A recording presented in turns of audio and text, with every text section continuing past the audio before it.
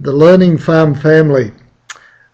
This presentation sets out an approach to learning that can be used by farm families.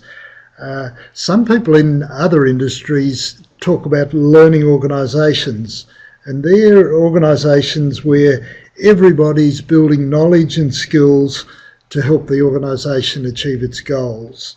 And I think we can use this approach with farm families, particularly with the rate of change and the complexity that's happening in agriculture.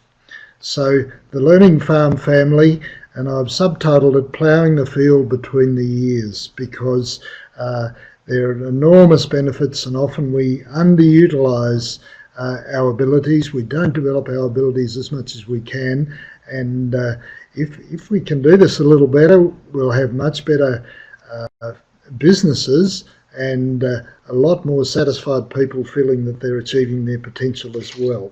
So it's a short presentation, but let's see if we can make some sense for you of this. And so just by way of introduction, it's pretty clear to us all, isn't it, that global changes are challenging the future of family farming. So we really need to give family farming the best possible opportunity to be competitive with big business and with the changes and various competitors. So there's very good reason now where we would gird our loins and really think about how we can increase the horsepower of our family team in terms of their capabilities to achieve the family's goals. So complexity is increasing, and in fact quite a few new skills are required. Good learning does some other things too. It helps build confidence, and confidence is absolutely vital to be able to handle change and move ahead and do unusual things. And it helps people to be better quicker. And if you're better quicker, then you're able to grab new technologies more quickly, grab new management approaches more quickly, and it all builds on itself, and the family business can end up being a long way ahead of where it might be. Now, without being too technical here, there are two types of skills, and the balance between those types of skills is very important. The first group of skills I'd call it generic business skills.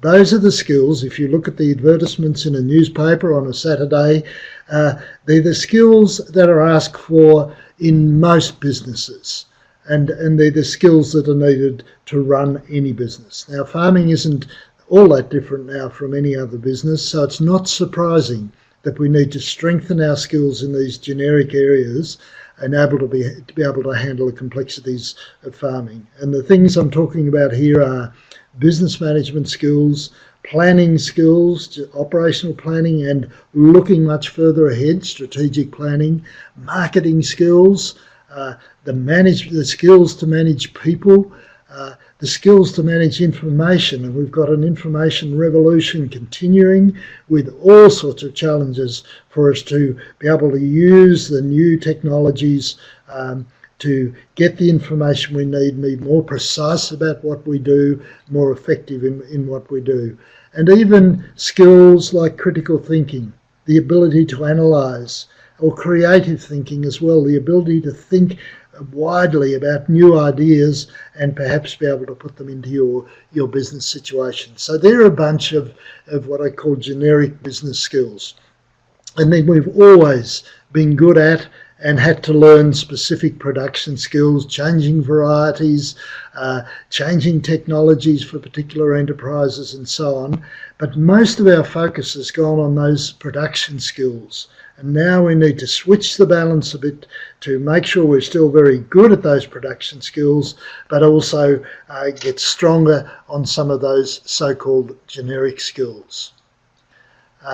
Also, one thing over my long time in dealing with farm families that's concerned me is that often the school record, so the way young people particularly see themselves, and even older people at times see themselves as a result of their record at school, does not really reflect their abilities. Because a lot of farming people learn by doing They don't learn well by sitting in a classroom.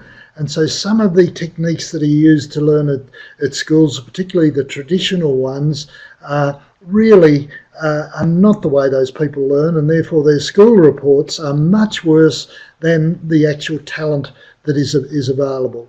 And once you get people, and I've seen it many times having been involved in agricultural college for many years, young people that would come in very hesitant on the basis of their school record that they'd be able to do some higher level courses, find when those courses are dished up to them so that they can learn in different ways and learn how they learn in ways that suit them, that they actually can perform very well and often go on to higher and higher levels that they never imagined from their school record were possible. So we've got this unused talent in our farming communities. We need to unlock it by using innovative ways of learning and really encouraging people to build their skills. Very important too, because of the complexity in agriculture, we need to use every family member, use the different personalities, the different talents, and delegate learning tasks and delegate tasks in the management of the farm as well, because different people will adapt more readily to different tasks. And often we do have unused talent in our farming families because people haven't been asked or haven't been encouraged to develop. And also there are all sorts of different ways to learn, formal and informal, and we need a range of learning activities to cover all the bases that are required. And we need to accept from the outset that many of these new skills, if you look at some of those generic skills, for instance, many of the new skills are not easily acquired on farm. So we do have to move out, and particularly now, a lot more vertical integration and need to understand other parts of the supply chain and so on. We need to move away from the farm into learning environments where we can learn some of those skills that aren't easily acquired on the farm. And that's pretty well essential these days. So the learning needs, just to elaborate a little bit more, we need to get much better at handling information management. Where will the digital revolution take us? It is mind-boggling as to some of the ways we might be able to use precision farming and what they're calling big data, more information almost down to the individual plant level, individual animal level, and we've got a lot of that sort of information, but we don't know how to use it. And we need to learn how to use that information so we can be more precise, cut costs, increase performance, so that we're as competitive as possible.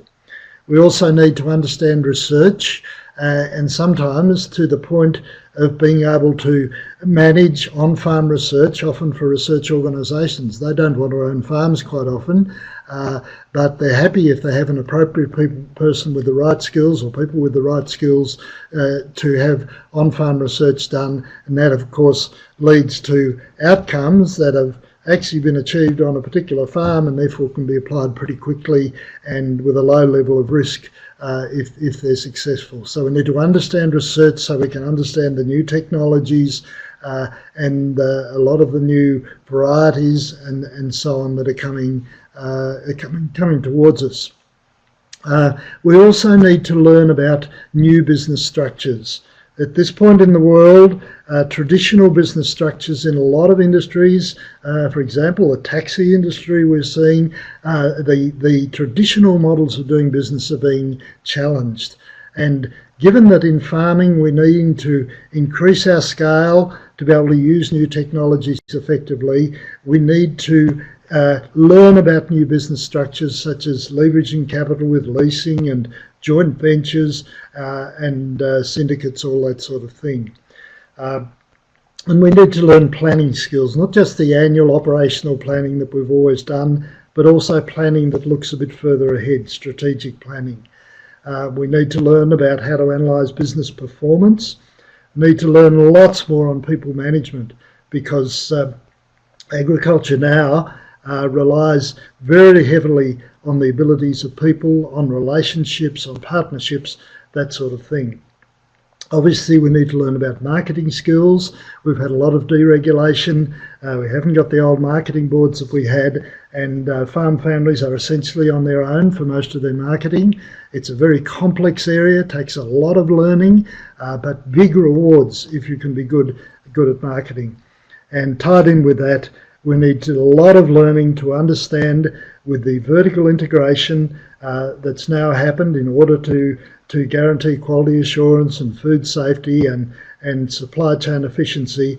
We need to understand all the steps in our supply chains, and we need to get off the farm quite often to do that, so that we can create as much value on the farm and hold on to that value all the way through to our customers and hopefully be rewarded for it. So lots of learning needs, some traditional, a lot new, and that inspires me to think that, hey, if we could have a bit of a new, more focused approach to learning, then we could really increase the horsepower of our farm families. Thankfully, there are lots of learning opportunities. There's a wide range of formal and informal. We've got all sorts of ways in which we can learn, from the classroom type to workshops working with other people, to using technologies like webinars where we can sit in front of our computer and someone a long way away can produce a presentation on a topic of interest to us, and then we can interact with questions and answers. We've got some wonderful technologies to learn from home these days. Conferences where we interact with other farming people and experts in our industry, where we learn new things in an intensive way but a relaxed way, nothing like the old formal classrooms where some of us probably didn't learn very well.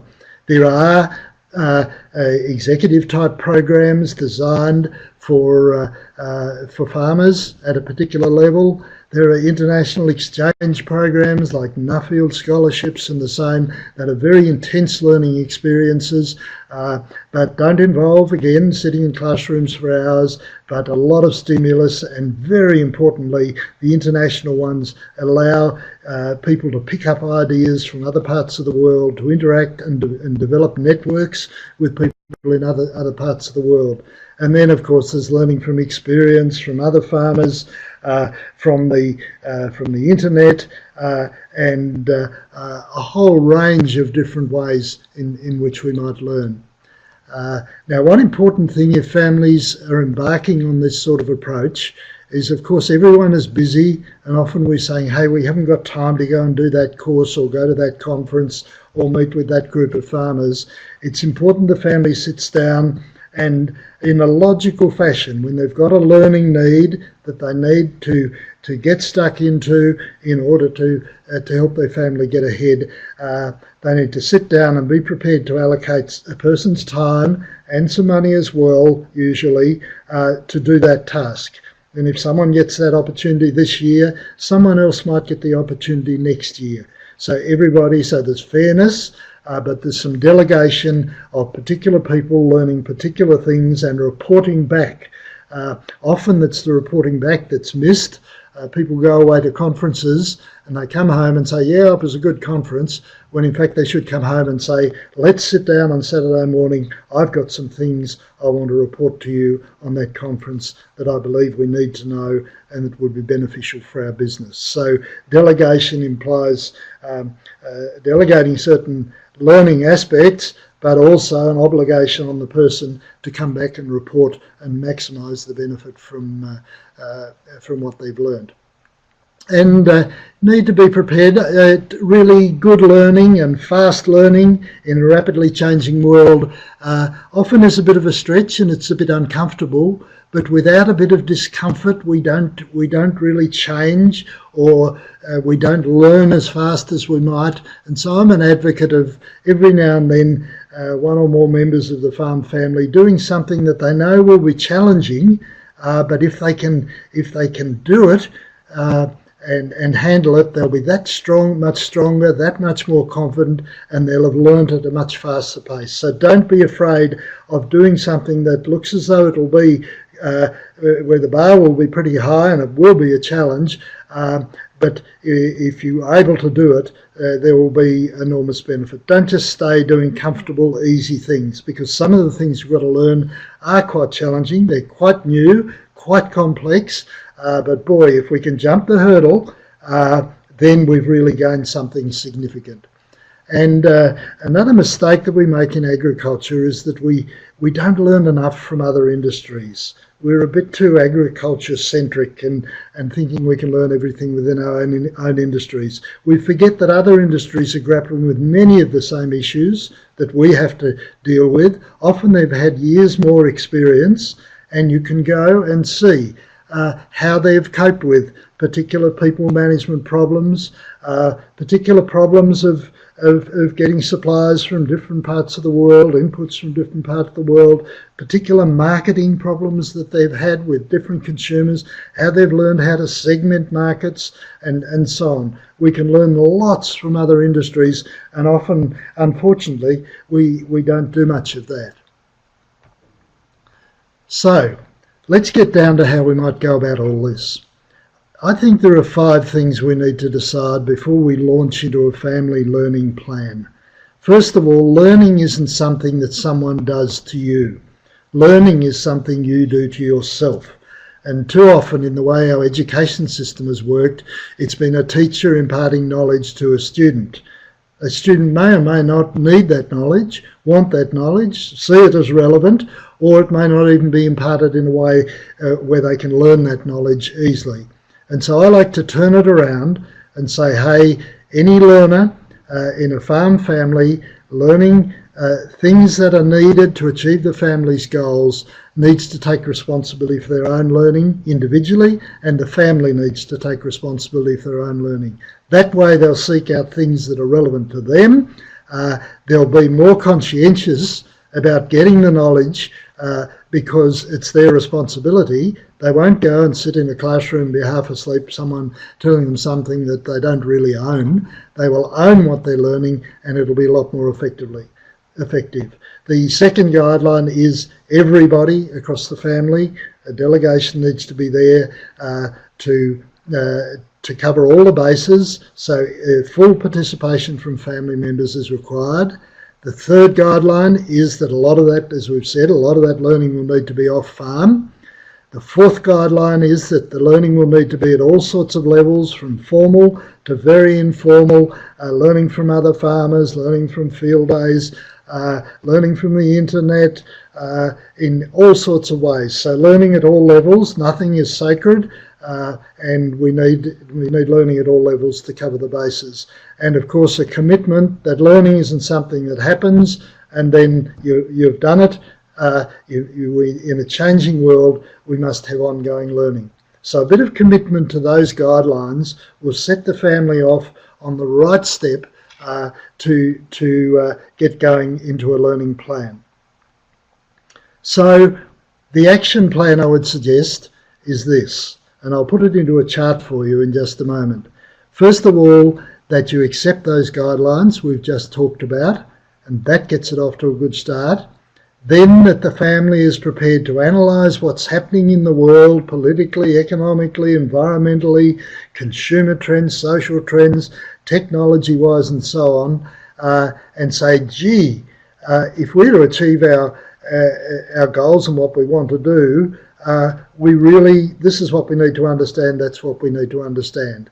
And there's a bit of chicken and egg here, but analyse the outside environment and then establish the individual family and business goals. Sometimes you might establish some goals first, but they may need to be modified when you go out and see what the world is telling us, because we really want to position our businesses to be grabbing the opportunities from the world rather than maybe charging on when the world is telling us something else that they need. And so 2 and 3 can be back and forth a little bit, analysing the environment outside, then establishing goals to maximise the opportunities, or setting some goals and then seeing whether the world fits those goals or whether those goals need to be modified. So once you've got a bit of an understanding of where the world's going, you've established the goals of the individuals and family and business, you're then in much more position to establish targeted learning needs. There's all sorts of stuff. that you could learn out there, and we could become exhausted in the process. There is so much to learn that we need to bring the focus in to the gaps that the family has in its learning, under its knowledge and its skills, that those gaps that need to be filled if the family is to achieve its goals given the way the world environment is going. So we really got a system here where we start to get targeted about our learning, and therefore it's going to be a lot more achievable than just learning this and that and the other and not really knowing how it might fit with the family's needs. So once you've established the learning needs as a family, you then need to say, well, how will we go about this learning? What forms will we need? Who will do it? How can we get some funds and delegate some time for family members to go and do this learning? How will we handle all that so that we really are getting focused and the family is learning the things it needs to learn? And the sixth step is really making sure once the learning is done, that there is communication back to the members of the family so that everybody learns, everybody knows how one another have developed skills and how those skills might be applied. And then 7, of course, it's a changing world and we're continually looking, we're monitoring how things go, and then all the time going to the outside world and seeing whether there are new things we need to learn, whether we need to rejig our learning approach. So I've put that into a simple circular diagram, and I hope it's you're able to look at that and get a bit of enthusiasm as to how we might go about it. And so it's a clockwise diagram, and step number 1 is where we've got those learning guidelines of personal responsibility, family responsibility, everyone involved, learning off the farm, looking for the appropriate learning opportunities, and of course learning just goes on and on. It's continuous learning because of a changing world and the need for new skills. Step number 2, analyse the environment. Step number 3, establish the goals, and there might be a little bit of back and forward there to modify the goals to fit the environment and the opportunities are there. Then, having done that, having got the goals, you say, well, to achieve these goals, what extra learning do we need to do? What new skills do we need in order to achieve the goals? So you narrow down what the family needs to learn, and then you say, how are we going to do it? Who's going to do what sort of learning opportunities are we going to take up, formal and informal and so on? Do we need someone to travel here or there? Who do we need to talk to? What sort of advisor might be able to help us with this, and so on? And then when that learning is done, very important step, the communication back to the family so the family can start to use that information in implementation on the farm. And then step number 7 is monitoring. Hey, how effective are we in the right place? Did we do the right thing? Or has the world shifted and we need to go around the circle again and establish some new learning needs, maybe modify our goals a bit more, maybe there's some new opportunities coming up from the outside world where we need a new skill or two in order to grab those opportunities. So hopefully you see that as a pretty simple but pretty stimulating and exciting way of getting a bit more focused about a family's developing its capabilities. And I feel if you can do that and keep meeting as a family and thinking it through, you might be amazed at how you can develop the capabilities. And I just finish with one simple quote from a successful farming entrepreneur. I've known their story and how they've developed quite a large business and a complex business. The key quote that the leader, the farming entrepreneur in this business said was, "We grow as our people grow." And I think that can apply to all our farming families. And I'd wish you well, and I'd hope that that little diagram and that process that you might go through might be a stimulus for you and that you might find it useful. Thank you.